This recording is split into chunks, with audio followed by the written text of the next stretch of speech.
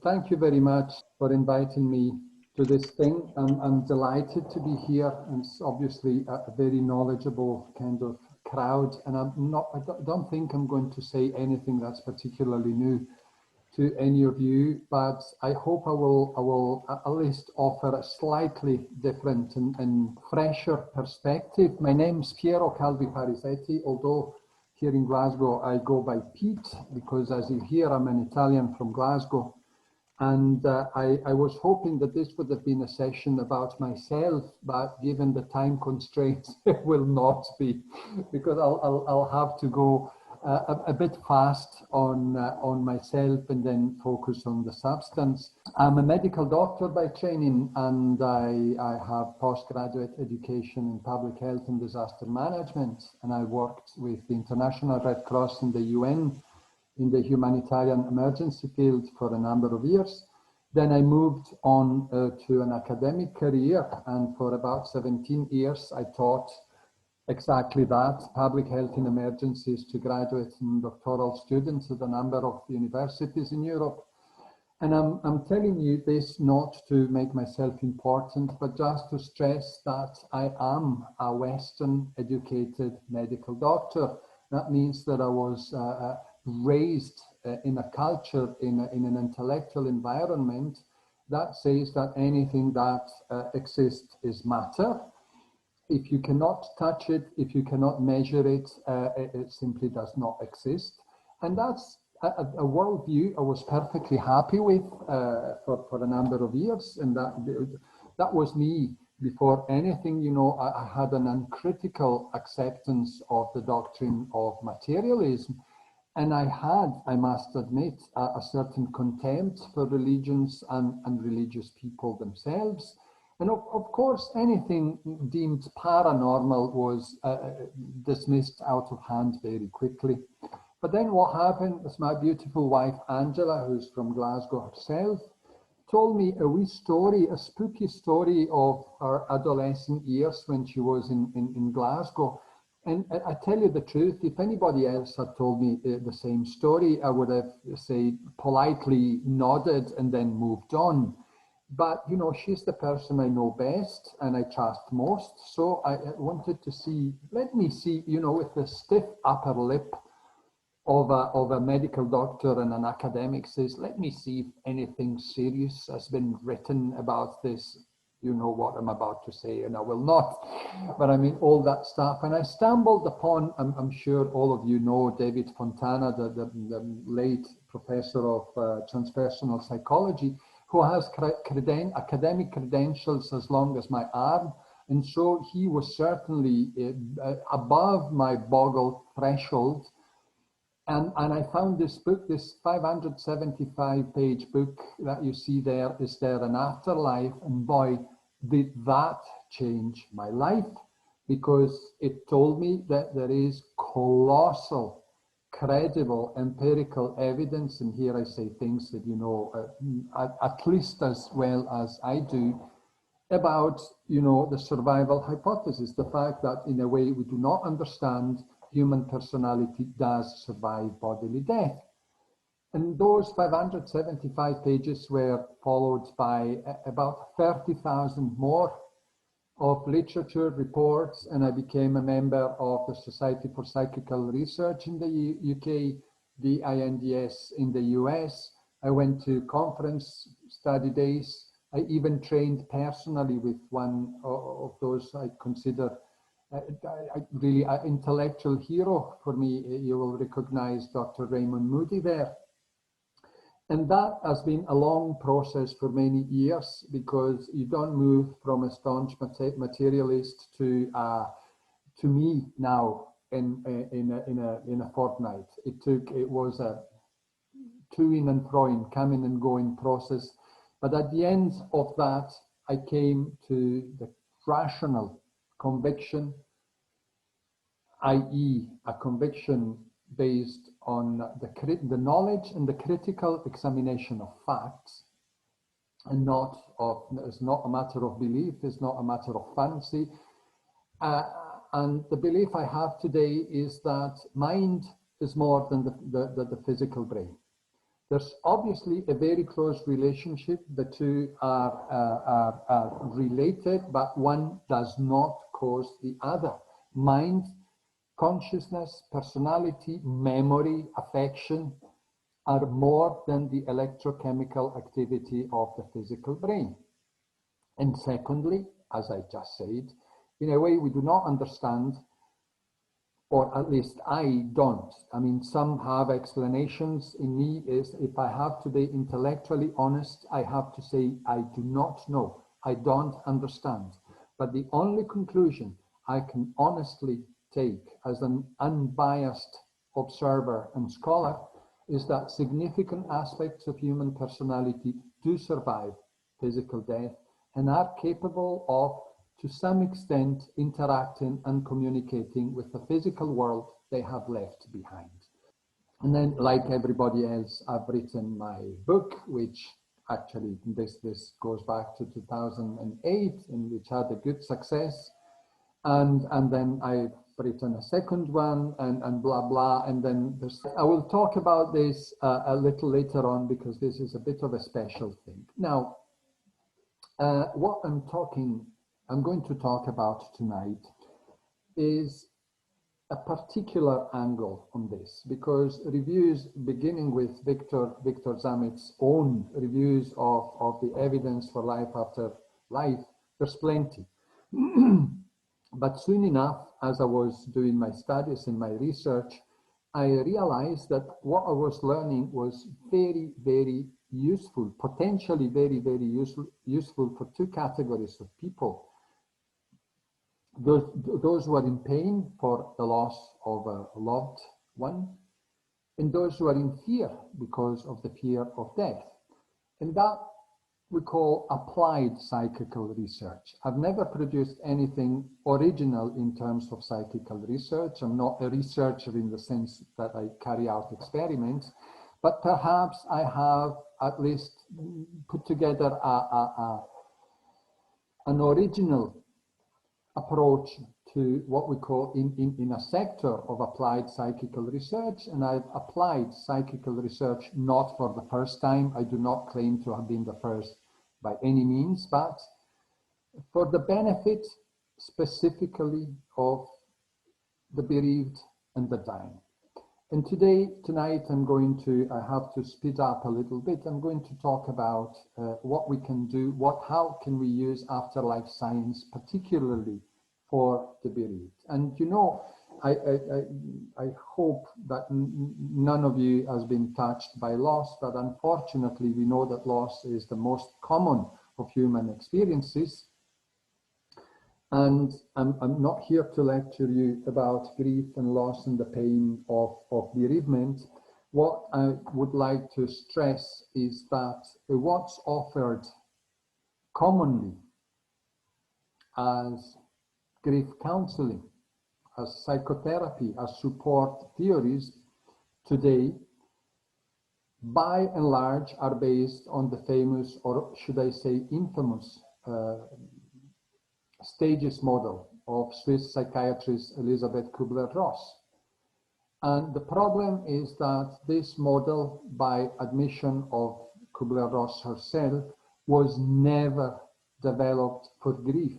It was developed for children who were facing death. But it was a very simple model, very understandable. So it was took up quickly by various sectors of I would say science and human culture in general, and it spreads, as you see on the slide, as a cholera epidemic. It completely informs grief counseling, and it has expanded to sectors like sociology, anthropology, marketing. Now we speak about the 5 stages of losing your job and all that, and that is a catastrophe. Kubler-Ross herself said, stop, this is not right, this has nothing to do, people are different, every person is different, every loss is different, and so we cannot expect people to recuperate from grief in the same manner through this very rigid model.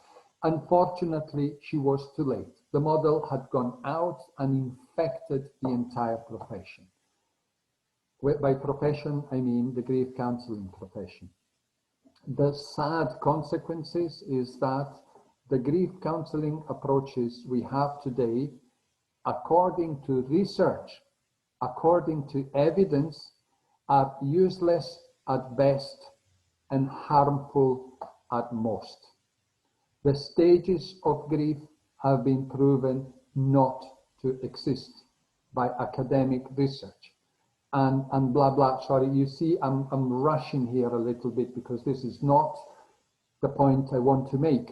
But the fact is that the grief counselling, by and large, I'm not saying that I'm covering the 100% of the spectrum, but a good majority of grief counselling is based on a theoretical model which is fake, hence it doesn't work, hence the grief counselling which is on offer today is essentially bankrupt. And that's not me speaking, it's academic research speaking, and there you have a couple of quotes and references. Conversely, and here we come to the point I'm talking about really about tonight, there are a number of what we call non-traditional approaches which have some traits in common. Number one, they were developed not by, self-help gurus or new age sort of holy men. They were developed in a scientific, medical, psychological environment. They're based on evidence. Number two, they either imply or they are outright based on the existence of the afterlife. And number three, unlike the traditional models for grief counseling, they have been repeatedly demonstrated through research to dramatically diminish grief. And that's what I'm going to talk about tonight. Maybe we'll have 5-7 minutes for each of the approaches, and there's 4 of them, so I'll hope I'll be done in 25 or 30 minutes from now. Let me instead, sorry, I'd rush ahead a little bit with my presentation, and I apologize for that. I should have reversed the order, because we start with the best known, the most common way of using afterlife for grief recovery. That is going to see a medium. It is a personal experience of a lot of people, I mean millions upon millions around the world, that if you go to see a gifted medium, a real medium, an evidential medium, and you get a good reading, your levels of grief, your hopelessness, your pain are substantially reduced. And that's anecdotal evidence. We know everybody who's seen either, has gone as a sitter or has witnessed a good reading, you can see the effect it has on a bereaved person. People breathe again, people hope again, people go back to living. It can have a dramatic effect. So the Windbridge Institute, Julie Beischel and Mark Bocuse and their collaborators, whom I'm sure you're familiar with, actually went out and studied scientifically this. They had questionnaires and psychometric evaluations and everything. And to cut a long story short, they concluded that a good session with a gifted evidential medium leads to, quote, meaningful reductions in levels of grief. And that is already a lot more that you can say than you can say for what we've seen, the model-based traditional approaches. So having a good sitting with the medium is better than having psychotherapy or grief counseling. What's interesting of the Windbridge research, however, is that they did not only look at quantitative analysis, but with questionnaires and scoring, etc. They actually went qualitative and they asked people about their experience. And it's interesting to have documented in a peer-reviewed article what is the experience of people. We all know, I'm sure that most of you either have gone to a medium yourselves or have seen a good sitting. And these are some of the conclusions, some of the things people themselves have said. Conclusion: when people have an experience of after-death communication, in this case through a medium, they feel better. So going to see a medium is in itself a form of psychotherapy. And this has been documented scientifically through Windbridge research and Diane Archangel and others. We know that going to see a medium and in general after-death communication has a good impact, has a good effect on grieving. My teacher and mentor and intellectual hero, Raymond Moody, in the 90s started saying, so we know that. Would there be a method, a system by which we could give people, grieving people, a direct experience of communicating with their deceased loved ones? Is there a psychological technique we can employ to give them a direct experience of this? And since Raymond Moody he had 2 PhDs by age 24, right? And a PhD in medicine and a PhD in philosophy. And his real passion, we know him for all his afterlife studies, but his real passion is Greek philosophy, is an ancient Greek philosophy and Greek history. So in looking for a method for giving people an experience of communication with the afterlife, he went back to a practice called psychomantium or psychomantium, whatever you want to say. And it's a Greek word, could be translated with the oracle of the dead. And his studies and his knowledge of ancient Greek say that, what the image you see on the left, top left, is the oracle of Delphi, and that's your fortune teller. That was just outside Athens in Greece, and you would go there and pay a little money, and the oracle would tell you if you would marry the right guy, or if you would come back from war, and all sorts of things. So a cheap, not particularly useful, and possibly doubtful experience of psychic powers. Those, on the contrary, who wanted to hear from the deceased had to go through a much more complex, almost an initiation, a complex process. They had to travel on foot hundreds of kilometers, go up to certain caves, and we see an image here on the right, in the north of Greece.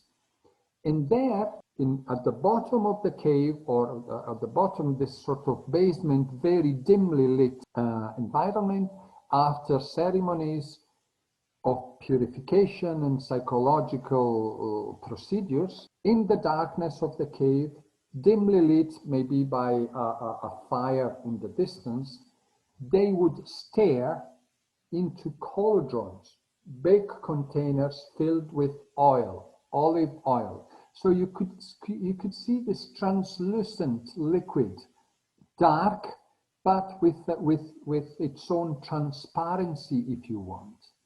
And it's out of that translucent transparency that the dead would come out and speak to the ancient Greeks. So Raymond said, could we replicate the same kind of experience in a modern setting? And so I sat in his own psychomantium in Georgia, in the southern United States. It's basically a darkened out room where you would sit on a recliner and stare into a mirror gazing, okay? You have a light behind the recliner, so there's no direct reflection of the light. You're actually gazing into a pool of darkness. Very interesting experience. And he was, he was doing this as an experiment. Let's see what happens. He was literally blown away by the results. I think that we have a quote from Raymond himself. Never once during the planning stage of this experiment did it enter my mind that the apparitions might talk as well as appear. Yet it is precisely what happened in 6 of the 16 apparitional encounters. In these cases, complex quasi-communications were reported to take place between subjects and apparitions. This ranged from a few words of reassurance and love to lengthy, involved, interactive communication. And he told me about this ophthalmologist, friend of his, who had lost his mother years before, who was an anally retentive, Raymond Moody's words, guy who's very uptight to the point that he had a crease. You don't see my picture, but I mean his brow was all contracted, a very uptight person. The guy went into the psychomanteum, came out, and the crease on his brow had gone, and he burst into tears, and he said, Raymond, I spoke to my mother. My mother was there, I spoke to her. Very dramatic developments. But that's one author. And as you know, in science, what you want to do if you have an experiment which apparently has very good results, you want to replicate this experiment in different settings and by different researchers using the same methodology. And so we have a number of replications. Everybody knows Dean Radin. He had over 50% of the people who went into his psychomanteum reported an experience of communication. The famous Diane Archangel had 85%, Dr. Arthur Hastings 48%, and famous researcher William Roll 22%. We don't know exactly why these variations, and I suspect, if you want, that this has to do because, I mean, mirror gazing is the second part of the procedure, but there's a preparation part. The first part, which is very important, is a psychological technique in which, well, I don't want to waste time on that, but still, obviously, the conclusions is that all these researchers are unanimous on the fact that most grieving people who go through a psychomanteum experience see their grief substantially reduced and a number of psychological health indicators substantially improved. Rebecca Mertz did a PhD on this. She looked at 100 subjects and she found statistically significant reductions in bereavement components, such as feelings of anger, guilt, as well as a significant increase in positive feelings. And if you compare this with the research I showed you in the beginning and the results of traditional grief counseling, well, there's no game, really. Let me move quickly, and I apologize for this, of going so, but I'm really wary of time here. The guy you see on the left is Alan Botkin, and Alan Botkin is a clinical psychologist working in the US for the VA, the Veteran, is that agency, association, veteran administration. So he, day in and day out, he works with veterans of the Army who have lived traumatic experiences, have lost, are grieving the loss of their, military companions, and are in a bad. And he uses traditional psychological techniques, particularly cognitive behavior therapy, in association with EMDR, eye movement desensitization and reprocessing. This is a very well established mainstream psychological technique. Nobody understands, not even the originators, nobody understands how it works, but in association with cognitive behavior therapy, the results are a lot better. That's a fact. The thing is that Using the combination of these two techniques on his traumatized veterans, to his utter surprise and astonishment, Alan found out that some of them had very vivid experiences of reunion with deceased military personnel that they had lost and they were grieving about and they were traumatized about. This was a complete surprise with him, but he saw such tremendous transformation that he kept researching, and his book is Induced After Death Communication. It makes for a fascinating reading.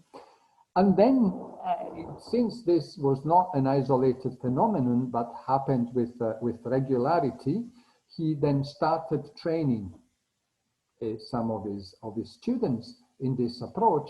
And now we have thousands of IADC. This is not an easy thing because there are some who thinks that anybody can do that. When used by properly trained people, the conclusion is that induced after-death communication experiences result in dramatic life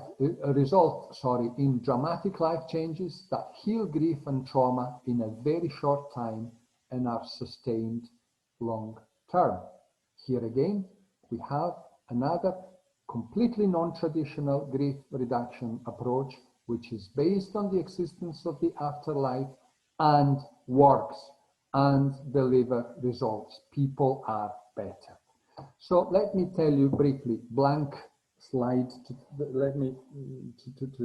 so that I can tell you about some experiments. At the time I was living in Geneva in Switzerland, and as I was reading and studying these things, then I got the book on EMDR because I wanted to understand myself what this methodology consists of, and without any pretension, and for my own personal curiosity and understanding and instruction, I started experimenting with this technique with volunteers. I was not promising anything. I was saying, listen, I mean, let's see what happens. I've studied this thing. This is a very exotic procedure, unconventional. Would you like to, well, let's do it and see what happens. And in a few instances, absolutely nothing happened. In a couple of instances, something happened which was interesting. But one instance in particular was, I would say, almost dramatic. And we're talking here of a senior official of the United Nations in Geneva, a Greek American as tough as they come, right? So, a New Yorker and a UN bureaucrat of higher ranking, so you don't mess about with this guy. Funnily enough, he was happy to try this. He was not particularly, how could I say, weighed down with grief. His mom and dad died 10 years previously. He was not grieving particularly. He wanted to do this, A, because he was curious. He was interested in this. And B, because there were a few things left unsaid, a few things that bothered him, not as much as grief, but as in, we all know the difficult relationships we often have with our parents, and when they go and things remain suspended. And so there we go. We do the psychological preparations that we need to do, which are very similar to the ones we have to do with the psychomantium, the ones that Raymond Moody had taught me. And that takes a good hour and a half. Then we go to my study. He sits down, and during this talks, this conversation, two problems emerged that he wanted, in a way, an answer to, or he wanted some resolution about. So we go to my study, and he sits in the recliner, and we start talking, and I use cognitive behavior techniques to attack the first of the two problems.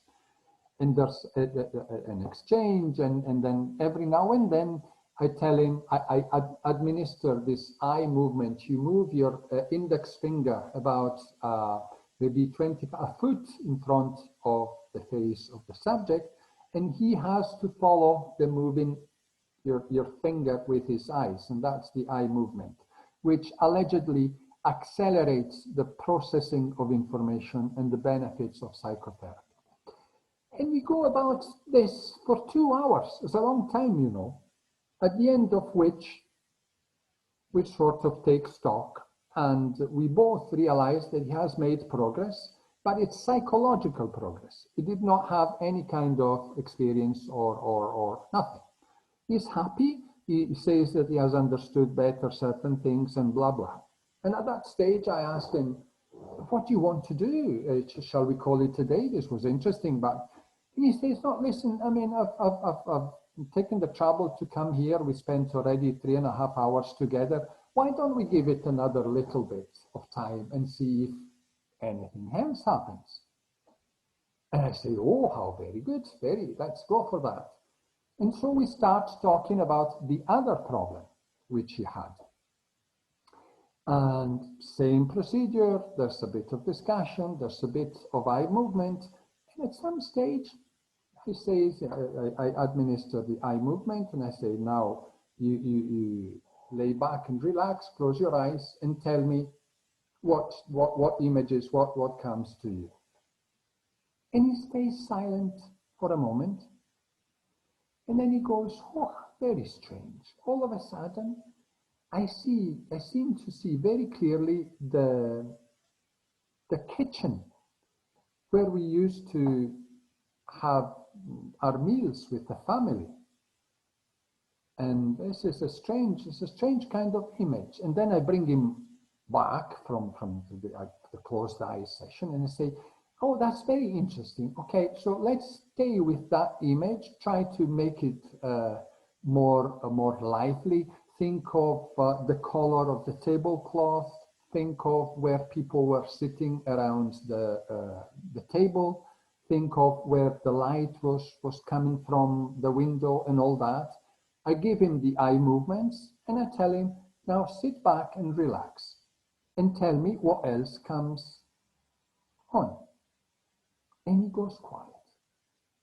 But I mean quiet.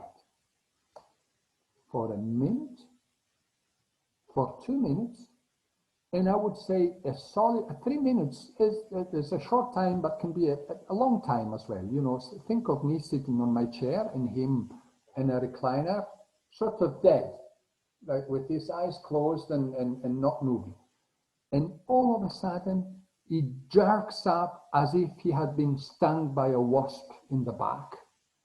He opens his eyes, he looks around, and as if he doesn't know where he finds himself, and then his eyes wells up in tears. He looks at me and says, I've seen them. I've seen my mother and my father, and they told me exactly what I needed to hear. And at that stage, we hugged each other.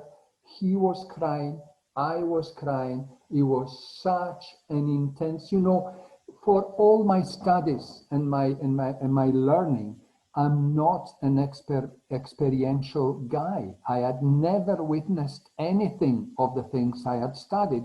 And there and then I could see the incredible, devastating in a positive sense, impact that this experience of reunion had on this tough Greek American guy. He goes back. The next day, he tells everybody in the office, the High Commissioner for Refugees in Geneva, about this incredible experience. And he writes to me a letter. And a part of this letter says, masses of energy is how I would most accurately describe what I was seeing. But for the fact that these were very clearly my mother and father, with my mother's figure slightly closer to me than my father's. Although I could not hear their actual voices, both were speaking to me at the same time. I have no doubts that this experience will be one from which we will draw strength for a long time to come. And again, compare this with what research tells us about the tradition of grief intervention. That's very, very interesting. And let me conclude. Something interesting. This is, again, has to do with the psychomantium and with induced after-death communication. Something all the researchers have noticed and the practitioners have noticed is that high expectations and a strong belief actually impede the experience. It's terrible. It's maddening, if you want, because the people who would need that the most seem to be having it the least. But then again, this is not new. Remember the Victorians having their seances. They always used to drink and play music and sing before the seance, because they had noticed that a light atmosphere, a light-hearted, really an easygoing atmosphere seems to facilitate the contact with the other side. A heavy, very needy atmosphere is not productive. Nobody likes that, but that's the way it seems to be. And let me conclude with my own little approach to this. I think I don't want to although I have to, and I'll be very quick. The first thing is the grounding in cognitive behavior therapy, particularly cognitive therapy. Cognitive therapy, which is the only evidence-based psychotherapy we have at the moment, and it is the therapy of, when evidence-based, I mean there's plenty of forms of psychotherapy which have proved, which did not prove experimentally effective. Cognitive therapy did, repeatedly, including in the largest ever study of the history of medicine, to the point that CBT is now the therapy of choice for depression, anxiety, and panic attacks. And it works, and it's great. And the foundation of this is that the way we feel, our feelings and our emotions depend entirely on the way we think. I could lecture you for hours because I'm really passionate about this, but I can't because of time. The point is that if you teach the patients to think, not to think positively, because that has been proven not to work, but to think less negatively, to correct certain distortions that come up in depressed people in the thinking process, their emotional situation improves dramatically. So correcting distorted thoughts cures depression. That's point number one, the foundation number one of my approach. Foundation number two is that research shows that you have these improvements through formal psychotherapy with somebody, talk therapy, somebody, a trained psychotherapist who gives you exercises and blah, blah. But for mild and moderate forms of depression, you have the same effects through the use of self-help manuals. And this is called bibliotherapy. So that's another interesting and an important point to take into account to understand where I'm coming from with my approach. Number three, you will certainly know about Dr. Kenneth Ring, the foremost NDE researcher.